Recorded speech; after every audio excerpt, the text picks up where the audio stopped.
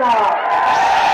তাই বর্তমান সরকারের প্রধান উপদেষ্টার কাছে আমাদের উদাত্ত আহ্বান থাকবে, যারা নাস্তিক আছে, যারা আমার রাসূল সম্পর্কে কলম ধরেছে, তাদেরকে অনতি বিলম্বে গ্রেফতার করে ফাঁসির রায় দিতে হবে। কথা বলেন। এবং এমন আইন পেশ করতে হবে যেন ভবিষ্যতে কোন নাস্তিক, কোন আস্তিক আমার রাসূল সম্পর্কে মাথা ছাড়া দিয়ে না দাঁড়াইতে পারে। কথা বলেন। এই পর্যায়ে আপনাদের সামনে